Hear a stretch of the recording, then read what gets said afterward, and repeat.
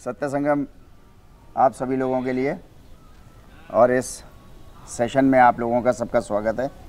इस सेशन को हम लोग जैसा कि आप लोगों को मालूम है शुरू करेंगे, तो उसके लिए हम लोग जो हैं वो सब सुखासन में बैठ जाएंगे या पद्मासन में बैठ जाइए। सब लोग अपनी कमर को सीधा कर लेंगे हम लोग और बहुत कोमलता से अपनी आँखों को बंद करके हाथों को अंजलि मुद्रा में ले आएंगे, नमस्कार मुद्रा में। मैं योग वंदना पहले पढ़ूंगा, फिर अखंड योगिक समाज का आदर्श वाक्य पढ़ूंगा।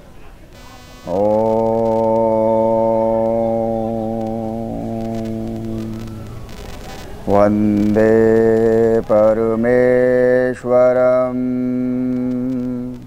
विष्णु आनंद स्वरूपम्।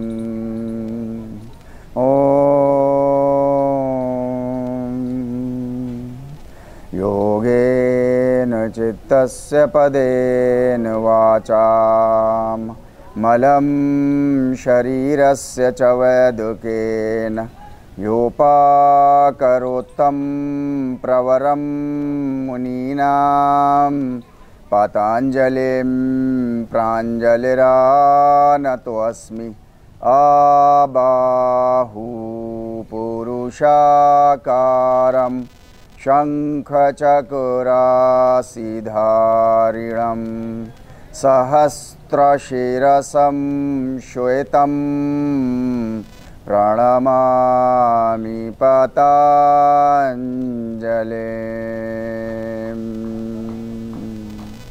अब योगिक समाज का मैं आदर्श वाक्य आपके सामने पढ़ता हूँ, उसको हम सब लोग साथ में दोहराएंगे। एकम जगत एकम मानवता एकम वैश्विक सर्वकारम च तत् योग सिद्धांत आधारितम भारतीय सर्वकारम मर्हतु। ओम शांति शांति शांति। Welcome back.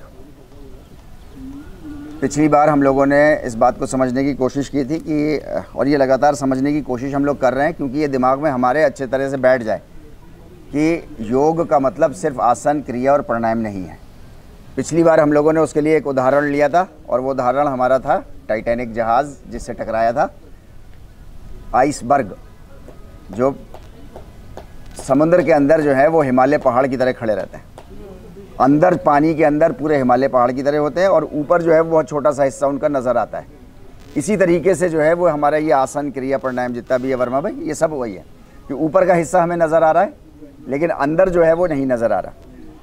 हम लोग ये भी बात कर चुके हैं इससे पहले कि 33 शास्त्र हैं। 33 शास्त्रों में 2 शास्त्र हमारे जो हैं वो आधारभूत हैं।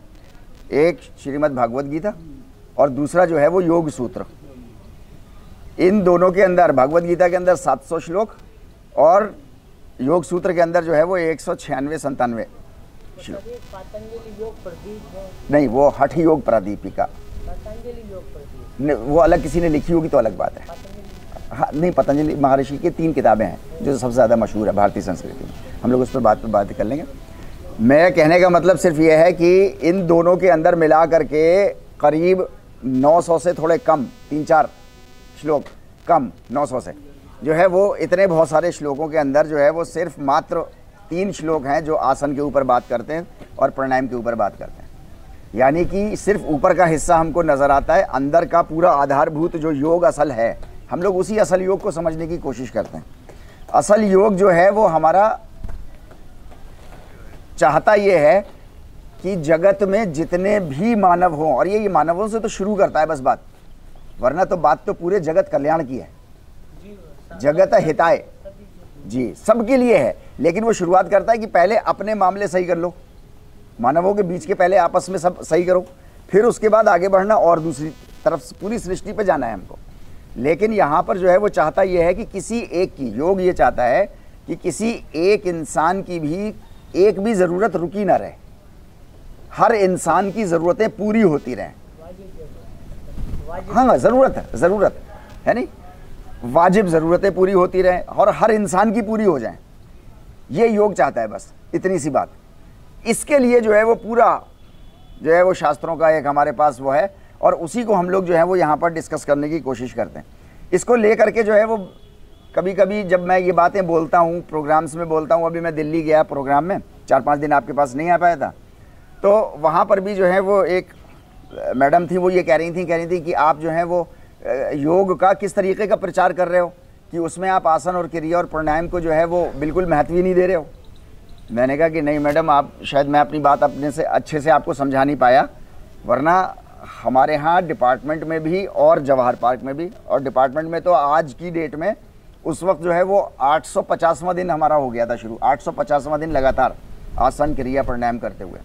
मैंने कहा मैं उसके अगेंस्ट, उसके विरुद्ध नहीं बोल रहा हूँ, मैं बस इतनी सी बात कह रहा हूँ कि उसका छोटा सा हिस्सा है और एक बहुत बड़ा हिस्सा जो हमारे और आपके सामने समाज में नहीं आता, बस उसके ऊपर मैं बात कर रहा हूँ कि जो नहीं आता उसको भी तो कहने वाला कोई होना चाहिए ना समाज के अंदर, बस उतनी बात मैं कर रहा हूँ। मैं ये नहीं कह रहा कि मैं आसन और क्रिया और प्राणायाम के विरुद्ध बात कर रहा हूँ। आज 25 अक्टूबर है, आज जो है वो 852 दिन हो गए, 852 दिन हो गए लगातार। इतनी बड़ी वर्कशॉप, इतनी बड़ी कार्यशाला पूरी दुनिया में कहीं पे भी नहीं हुई है। 812 दिन, और वो भी अखंड।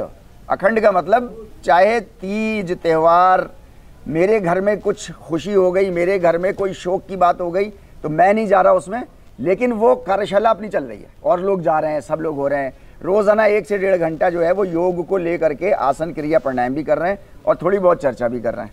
तो मैं कह रहा हूँ इतनी बड़ी, इतनी लंबी जो है वो कार्यशाला कहीं और आज तक पूरी दुनिया में नहीं हुई। इसको कहते हैं हम लोग जैसे Guinness book of world records में आने वाली बात है ये, है ना। योग चाहता यह है कि हर योगी के अंदर जो है वो बिल्कुल रॉक सॉलिड बॉडी हो उसकी, मजबूत चट्टान की तरह, लेकिन उस चट्टान की तरह मजबूत शरीर के अंदर जो है वो उसका दिल जो है बहुत नरम, मानवता के लिए बहुत नरम दिल उसके अंदर हो। कठोर शरीर के साथ कठोर दिल नहीं, दिल कठोर नहीं होना चाहिए। समस्त मानव जाति के लिए जो है वो उसके लिए दिल के से जो धारा बहे पानी की, वो धारा जो है वो बहुत मीठी, कोमल और बहुत अच्छी ठंडी होनी चाहिए, हाँ, करुणामय। ये योग ये चाहता है, हर योगी के अंदर ऐसा होना चाहिए। इसी के लिए जो है वो क्रिया प्राणायाम ये सब करते हैं, साथ में जो है वो योग की असल बात भी हमको और आपको मालूम होनी चाहिए। आज हम लोग सिर्फ इस बारे में बात करेंगे कि योग जो है वो किसके बारे में बात करता है। क्या योग किसी धर्म के बारे में बात करता है, किसी देश के बारे में बात करता है, या वो हम इंसानों के बारे में बात करता है। योग का विषय जो है वो हम इंसान हैं। योग का विषय, सब्जेक्ट जो है वो हम इंसान है, वो हमसे बात करता है, और हमसे बात वो अपने कॉन्सेप्ट्स में करता है, सिद्धांतों में करता है। उसने सबसे पहला सिद्धांत हमको और आपको दिया है यम का, और यम का सबसे पहला सिद्धांत जो है वो है अहिंसा, कि हिंसा किसी की नहीं होनी चाहिए। यहाँ से वो बात शुरू करता है। अभी इसके बाद और भी बहुत सारे हैं। मैं आपसे बस इतनी सी बात ये कह रहा हूँ कि योग जो है वो हम इंसानों को, हम मानवों से बात करता है, और चाहता यह है कि समाज में ऐसा समाज बन जाए जहाँ पर किसी भी इंसान की कोई भी वाजिब ज़रूरत रुकी हुई ना रहे। हर ज़रूरत, इंसान की ज़रूरत की बात कर रहा हूँ, लालच की बात मैं नहीं कर रहा, ज़रूरत पूरी होती रहे हर इंसान की। योग हमसे दो लेवल पे बात करता है। एक तो वो बात करता है कि आप व्यक्तिगत लेवल पे आपके बारे में बात करेगा कि आप इस दुनिया में क्यों आए हो। हम लोगों ने बात करी थी जगत हिताय, है नी, यहाँ दुनिया में क्यों आए हो, दुनिया में तुम्हें कैसे रहना चाहिए, दुनिया में तुम्हारी जीवनी कैसी होनी चाहिए। इसके अलावा जब दुनिया में कोई परेशानी आ जाए तो तुम्हारा व्यवहार कैसा होना चाहिए। ये सारी बातें जो हैं वो योग हमसे जो है वो हमारी बड़ी बड़ी जितनी पर्सनालिटीज़ हैं, जितनी बड़ी बड़ी पर्सनालिटीज़, उनके ज़रिए से परमेश्वर ने उनको ज़मीन पर भेज करके हमको और आपको सिखाया है। हम लोगों ने बात करी थी श्री रामचंद्र जी की, कि 24 साल का एक नौजवान सिंहासन पे बैठने ही जा रहा था कि उसको जो है वो देश निकाला मिल गया। अब वो पूरा बैकग्राउंड हमको आपको सबको मालूम है, वो हम लोग चर्चा नहीं करेंगे, लेकिन 24 साल का एक नौजवान, उसको कहा गया जंगल में चला जाए। जंगल में जाने के बाद ये हो सकता था कि वो महाराजा का बेटा था, राजकुमार था, तो उसके लिए पहले से वहाँ तैयारियां करा दी जाती। नहीं, हमको और आपको रामायण में भी मिलता है और रामचरितमानस में भी मिलता है हमको कि उसने जो है वो एक एक तिनका करके जो है वो अपनी कुटिया बनाई और ये सब किया, जबकि राजकुमार तो कुछ और कर सकता था, उसके लिए तैयारी की जा सकती थी 14 बरस वनवास के, लेकिन नहीं की गई। मैं उस चित्रकूट गांव का हूँ, उस जंगल का हूँ मैं, जहाँ पर रामचंद्र जी ने पौने 14 बरस वहाँ पर वनवास के गुजारे हैं। बाकी जो वहाँ से श्रीलंका गए और वो गए, उतना टाइम उनका अलग है, बाकी टाइम वहाँ का है। मेरा ननिहाल, नानी का घर मेरा वहाँ का है, और हम लोग जो है वो हर साल वहाँ पर जाते हैं। एक एक तिनका, एक एक कुटिया वहाँ पर बनाई है, वहाँ पर अभी भी मौजूद है। वो ऐसी मान्यता मानी जाती है कि वहाँ पर जो है वो मैया सीता की जो है वो किचन भी मौजूद है, रसोई घर भी मौजूद है, उनके पैर भी मौजूद हैं। सब लोग जाते हैं वहाँ, छूते भी हैं उनके पैरों को, सारी चीज़ें मौजूद हैं। आप लोग भी जाइए, जा कर के देख करके आइए वहाँ पर। तो मैं ये कह रहा हूँ कि राजकुमार ने इतनी परेशानियाँ उठाई, सब कुछ किया, जब लौट करके वापस आया तो अपने बेटों से भी उसकी जंग हो गई। बेटों को उसने मार ही दिया था बस, किसी वजह से फिर रुका, वो वहाँ पर रुका। मैं ये कह रहा हूँ कि कितनी परेशानी का उसका जीवन था। तो ये परमेश्वर ने एक ऐसी पर्सनैलिटी को भेज करके दुनिया में हमारे और आपके सामने एग्जाम्पल सेट किया, उदाहरण सेट किया कि देखो परेशानी में रहना है तो किस तरीके से रहना है। श्री राम को क्या कहा जाता है? मर्यादा पुरुषोत्तम राम, पुरुषों में सबसे उत्तम और मर्यादा, यानी कि वो मर्यादा सिखाने वाले हैं आपको। परेशानी आ जाए तो मर्यादा में कैसे रहना है, तुमको कैसे रहना है, ये सिखा रहा है वो आपको, है नहीं? इतनी परेशानी आ गई, लेकिन पीठ पीछे, मैंने पिछली बार भी आपसे कहा था, पीठ पीछे किसी एक की बुराई नहीं करी।